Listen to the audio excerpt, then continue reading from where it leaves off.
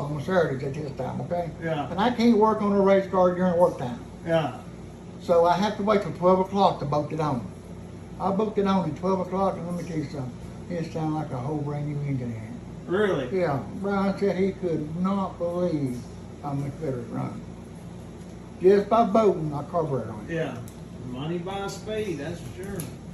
And it wasn't nothing for us to go over and turn 8 grand, 8,500. You read my mind. I remember you standing, I filmed from there when I was there last. You would stand at the, where you would turn off into the scales and you would give Brian distance, like you would be giving him half back, full, you know. But I remember that car would scream like no other at the end of the straightaway. Another straightaway, it would pick the front end of it. Yeah. And that's the way he liked it. He wanted to power from the flag stand to the end of the turn, and that's what I gave it to him. How did you get the gear ratio to be like? How did y'all just hit on it? Cam timing. Really? Cam timing is everything. I remember y'all doing that all the time.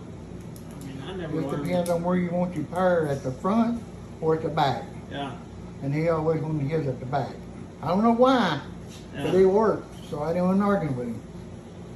All right, next is company perks. What did you get at the company perks wise for like being Brian's road dog? I mean, you was his main road. I remember, I don't know if it has anything to do with that. Brian FANN would, let me tell you something, Brian, if it wasn't for Brian special FANN, treatment, I guess is what if it wasn't for Brian FANN, I wouldn't have what I got. Yeah. Because he bought me that house I'm living in. Well, he helped me buy it. Right. So. Well, I didn't know that. He helped me buy it. So, I can't talk about that. It's a rough day to begin with because today's September 7th. This is the day my dad passed away. Alright, and we talked about purse money and the championships. Was that what y'all set out to do, or was that a byproduct of kicking the butt? No, Brian said he didn't want no championship. They didn't start the championship until about 2 years before we won one. Yeah. And we were traveling. We was going to Hornwall, North Georgia, Cedar Hill, Crossville. We was going everywhere to race. And every once we'd go to Duck River, and on Friday night or Sunday they'd have a race somewhere else, and we'd go. And then finally Brian said, "Hey, let's go win a championship." Yeah. And I said, "That means you got to be at Duck River every Saturday. Every Saturday you got to be there." Yeah. I said, "One race will kill you." And I said, "What are you going to do about vacations?" He said, "If we win enough races, it don't matter." He said, "I can take a week off if we win enough races." He said, "It's all up to you." Yeah. I said, "What do you mean up to me?" He said, "You keep the car running, I'll win the race." Yeah. I said, "What do you mean?" He said, "If that car's running at the end of the race," he said, "I'll bet the checker flag." And hey, every time the car was running, he was at the checker flag. Yeah. And to give people an example, I can remember in 93 or 94 when we were running for a championship, Brian spun out. I don't remember how it happened because I just caught when he got T-boned is when I caught it. He spun in coming out of 4, and somebody hit him in the quarter panel and massacred that whole side of the car. So y'all had to have it quarter skin and all that put in. We fixed it in a week. Yeah, that's a lot of work. A bunch of work. It was demolished. A bunch of work. Yeah. And every time we'd fix a new car at the first of the race, I'd always say, "Go out there and hit that wall, and let's get the first dent in it so you can race it." Because Brian was always tight when he had a new car. He didn't want to scratch it. But I'll never forget it. We just started that new paint scheme, that different colored blue and all that, 2 or 3 different color one. He goes out there and he nails it, and the first thing he does is go paint the wall. Yeah. So he comes off the race train and he said, "Well, I'm ready to race now." Yeah. And he was. I mean, he got his first scratch in and he was ready to go. Was there any, was it just natural nose sloping? But I noticed over the years the nose got longer and longer on the car. It started out as straight up. It just started straight up, and then it started getting longer because it looked better. Yeah, okay. There wasn't nothing to it, but what's funny is, Craig told me a long time ago, he said, "If you're winning races, people will copy whatever you're doing." Yeah. I said, "You're crazy." And he said, "Okay, let me tell you something." He said, "How many races y'all won this year?" And I said, "Probably 10 or 11 at this time." Yeah. He says, go out there and get you some duct tape and tape your rear leaf springs up. He said, just tape them up. I said, why? He said, just do what I'm telling you to do. I said, okay. So I go out there that week and tape them up. That's all I done. Yeah. We get out there on the racetrack. We get all people come over and say, when you got your leaf spring taped for? I said, I don't know. Everybody told me it helps. Yeah. And next week, every Pinto there had their damn leaf springs. Yeah. Duct tape them. Didn't do anything. They were just copying. Yeah. They're It's trying just funny, everything yeah. they could. Yep. That is cool. Let's see here. I got notes wrote. Because I've been writing questions down because I know that Let if me tell you something. try I to got remember- stories you could sit here for hours. Yeah. That's why I'm I trying mean, to. it's just What's the best race you ever remember? Like, what's one that stands out where you think that was awesome? the 50 mile, the 50 lapper. Was it a day race or not? Was a night race. We had a 50 lap special race come up down there, and FANN sponsored it, but Jimmy Nolan was the one to come up with it. And let me tell you something, we had competition. We had an Opel 99 car that kicked our ass for a long time. What was it? It's an Opel. Yeah. And I remember your daddy and Brian standing up on top of that hill you're talking about, watching the race. Yeah. And your daddy asking Brian, what do we need to do to kick that Opel's ass? Yeah. And your Brian said, we need a racing club. And your daddy said, we'll get it. So we did, and it didn't help. He still kicked our ass. And we had a 55 Vega. Yeah. And that 55 Vega was tough. I mean, we had to work to outrun these boys. I mean, that 50 lap race, the Vega couldn't last 50 laps. It would blow up in 25 laps. And so me and Brian talked about that, and Brian said, well, we're doing this 50 lapper, I'll lay back. I'll run third or fourth. And he said, then when you want me to move up, he said, just move out on the track and most me to come up a little bit. Yeah. And he said, because Brian can't keep up with how many laps are going, okay? Back then they didn't, I don't know if Doug Rivers shows how They many got laps. transponders now. See, back then they didn't have none of that crap. And you had to listen. Yeah. And I'll never forget they yelled on the radio, said 10 laps to go. Yeah. So I just kind of walked at the edge of the thing where you get on the racetrack, just kind of nudging forward a little bit. And so when I did, I noticed he was getting a little faster every lap. Yeah. And I noticed he was still running third, and I thought, what's he doing? He better hurry up. Yeah. And it's about 3 or 4 laps to go, and I step a little farther out on the track. Yeah. And I kind of get down, halfway down to where he could see me good, and I go on. Yeah. Then at that time, next lap, he passed by all of them. Yeah. And come and win the race. And the Vega blew up in about 30 laps. But that Vega was tough. The Vega and that Opel was tough. I don't remember that. I remember the 55 Vega, and didn't they have to run more weight because they had a bigger motor? They had a 2.5. No, he could run less weight because he could run a bigger cam. There was Because he something. had aluminum block. Okay. And then, say his aluminum block, and he could run a big old cam because there wasn't no rocker arms. It just went right down on the head. See, that's how he had us. But the only problem is the aluminum blocks wouldn't hold up. Yeah. So 50 lapper. So was that a big payout? 500 500 win. and a big trophy. Sitting back there. Oh, you probably got that trophy. I know I got a bunch of pieces. You should have a big tall trophy.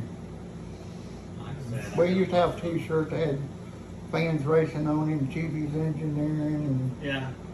I got a Randy hat. McCormick, and I'll show, at the end of the interview, I'll post I got pictures I can't show while we're talking, but I was going to show you these pictures before I leave. But you probably seen them. I mentioned to Brian's daughter, Brandy, last time she come by the house about borrowing her scrapbook, because she inherited Brian's scrapbook that, like, Brian had win 1, 2, Oh, God. detailed, he kept a detail, Yeah. and it's every weekend, we're holding one more finger up, yeah. you know what I mean? I'll tell you something, Brian was serious about winning now. Yeah. And whatever it took, he wanted to win. Now, he wouldn't race you dirty to win.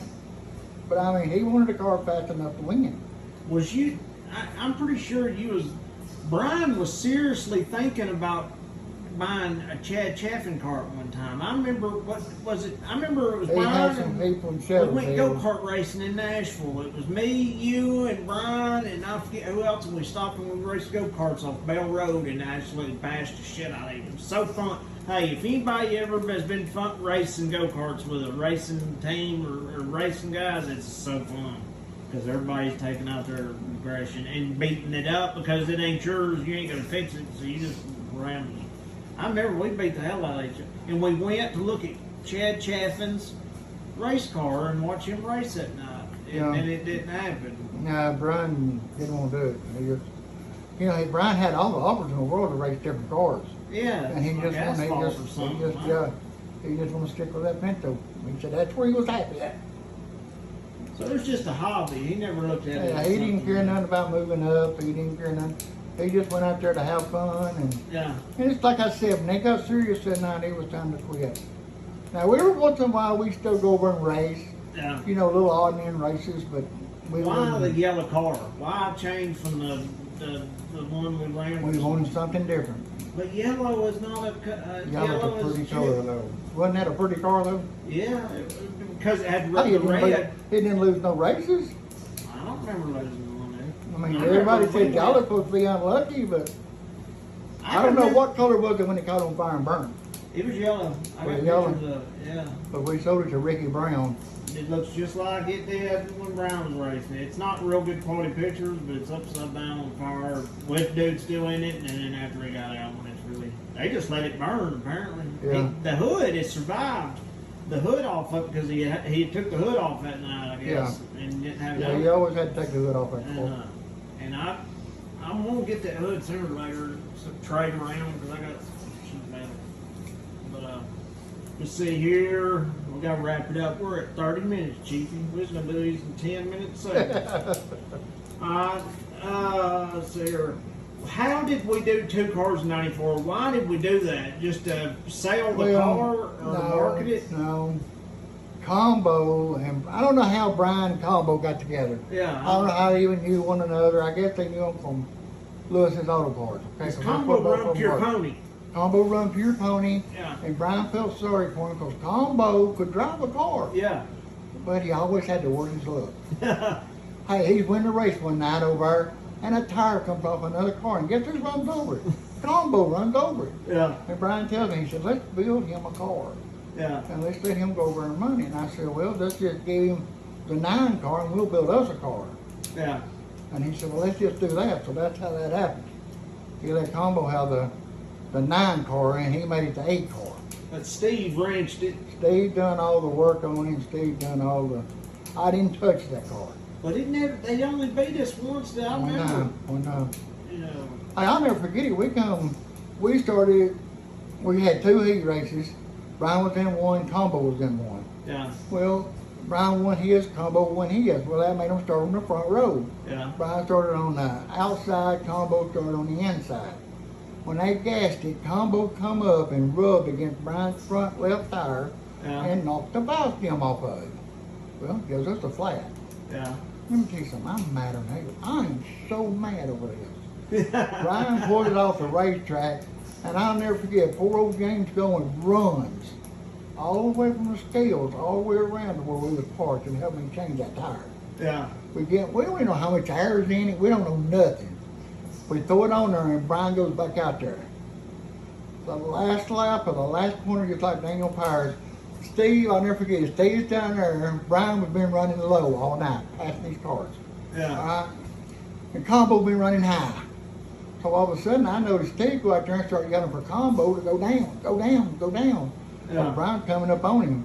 So when Combo goes down, Brian just goes to the top and passes him around turn 4 and wins the race. Oh, Steve was mad.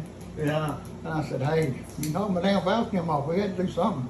Yeah. But you know, he didn't do it on purpose, it was just a racing thing, but But I in the heat of the couldn't, moment, you know. yeah, I mean, he couldn't believe that Brian come back around there and beat him. Yeah. He just could not believe it. I remember that night. But that just shows you the difference in between the good driver and the so good driver. You know, Yeah. Combo, I mean, Brian was a lot better driver than Combo. I just never got to see Combo race that much. I mean, I remember seeing him around because he run like a blue hell, it was like 55, or Yeah, was that Willie Crowley run yeah, a pure pony too? I don't remember what he run. I know we run a 55 in pure pony and Pat did. Okay. It was Blue. He run a pure pony in Winchester. I don't remember what it was. I remember it was blue and he had Lewis Auto Parts on it, because that's back when Combo was. Yeah, because that's what blue. Brian said. Brian said, man, let's just build him a car. Yeah. Where he felt, because Combo was Combo was right there, but he just had the worst book. Yeah. You talked to Combo? I ain't I seen talk to him him here. every once in a while. Really? Yeah, he works at Pearl Lewis's Auto Parts and Auto Parts for every once in a while. We talk every once in a while. What do you mean, Lewis's? Where you? Love ladies. I mean, love ladies. Oh, okay. Love Oh, ladies. okay. I'm sorry. I didn't know that. I knew I remember when they moved over. I went by there to have a hose made, but I can't remember what I told him to. It's been so long ago. Alright, next thing to see here. Alright, now we already talked about did we ever get caught being illegal, you know, if we was or wasn't. And also about going to tracks we didn't know. How did y'all, how did the rules work? Did they have Outlaw everywhere, or we had to change? Well, I just remember about every place Winchester we didn't went to, have the same Winchester rules. was pure stock. Yeah, I remember. But like if Duck River rained out, they would let the Outlaw come over and run. I remember that. Yeah. But then you would run just like a regular Outlaw. But like if you went to Hohenwald with Thunder Hill, you could run the Hoosier racing tires is what we run, 8-inch Hoosier racing tires. You could run them, and you had to be pure stock. I mean, you could run the 2-barrel Holly carburetor and stuff like that, but if you go over and you kick their butt bad enough, they won't look at you. So Brian made sure he never beat them that bad. I mean, Nobody likes Brian, to come Brian in. was good about watching me about when to slow down and when to speed up. Right. So if I'd go down there and I just go like that, he knew how much slower to go. Or, Yeah. I remember acting like a jerk. You'd stand up in that spot. God, why didn't we have good cameras back then? I know that we would film with old VHS, but That's all they had. I don't even know where those That's all tapes they went. had. You know? And he begged anybody to tape. You Yeah. couldn't find nobody on the tape. No, because you had to if you stare tape, at you the can't watch the viewfinder. race. Yeah, it was there. It ain't So like nobody this. wanted to tape. Kids, if you don't know, it ain't like now watching through your iPhone. Back then, you had to look through a little viewfinder and you missed everything. And, Yeah, you gotta have one eye closed, one eye open. Yeah. Alright. And why did we quit? It just got burnt out, or did I remember Gino wanting more date nights? Is what I remember.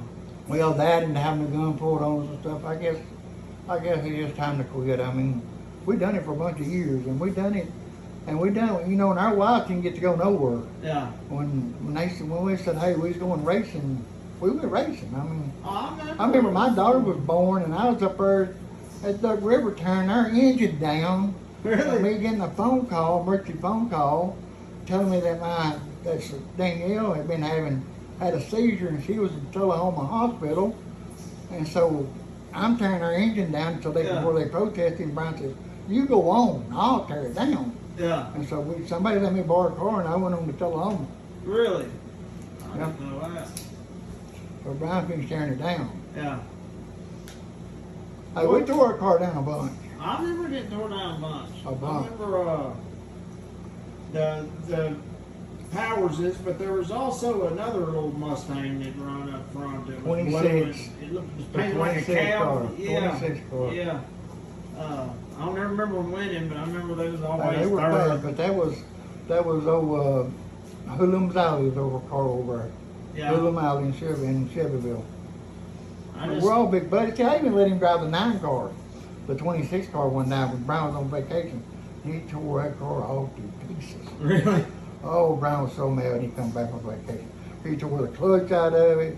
He tore the quarter panels out of it. Yeah. Oh my God. That ended He the come off the drive. racetrack and he said, "That Pinto don't handle like a Mustang." I said, "No, it don't, does it?" Did you ever let anybody drive again? No, I let No. Speedy drive it once, and it rained on it before you got to drive it, and that was the only purpose. I Really? did. We went up, me and Speedy went all the way across for the race it, and by the time we got there, it started pouring down rain. Yeah. It's what at Duck River now, it's almost the same people. It's just their kids and their parents, and who you remember going to watch or see. Now they're old, and it's. I can't tell you how many people I run into that I know. Our enemy over at Duck River was the 99 car, the Opal. We hated that guy with a passion. I'm trying to remember that one. I can't think of that guy's name, but he drove in there with that damn 99 gold Opal, and we'd be so damn mad to see him pull in there. Yeah. But it was quick, man. Was but it an nobody knew Outlaw? anything. Yeah, nobody knew anything about that car. Yeah. Who knows anything about an Opal? Yeah. You know, you get it in a rule book and you start tearing it down. Who's got a book to tell you what size the valve is supposed to be? Nobody knows. Yeah. Nobody at the racetrack knows. So you can't tear him down because you don't know what he's supposed to have. He was smart, and let me tell you something, he had a fast car. Yeah. But once we got ours figured out, he wasn't too much trouble. But when we got ours figured out, he was a pain. Haulers. I remember us using that orange and white Suburban a lot. And I remember the old 93 or 92 Suburban that Brian had that he'd carried his dog We had a in. Ford van. We had a Ford truck that had a couch and stuff. You remember? Had a Yeah, work that tub was in the the back of it. end. Had a TV. It was like I loved that. Yeah, that was the best ride we had. Had a bed up above the thing Yeah. and everything. It was awesome. I mean, we went to North Georgia. We traveled a long way. You travel here to Omaha, that's a long way to race. Yeah. I'll never forget when we went to Omaha one night. There was no rules, okay, no rules. So we pulled there, no problem. Yeah. So Brian says, when we get there, boys, just do not take that hood off for no reason. If the car ain't running right, we'll load up and go home. I don't want to argue with them over here. I said, okay. So we get there, and you got to realize on our hood scoop, we made a hood scoop for it. Yeah. It said 23 fuel injected. Yeah. So we go out there in the second place car. Brian in one lap would have left him. So we come off the racetrack and we hit the scales. We're supposed to weigh 2350.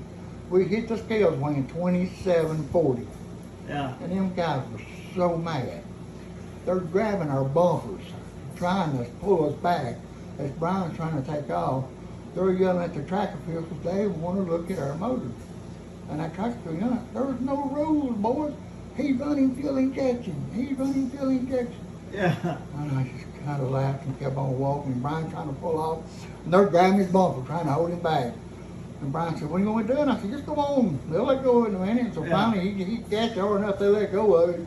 And they all come running down there. And finally, Brian said, take the hood off and show them that it's not fuel injected. Yeah. So we took the hood off, took the bread off, and showed it had a 2-barrel carburetor. Yeah. So they were happy then. Yeah. But they just thought it was fuel injected. I don't remember that scoop. It was y'all improvised it off something. It was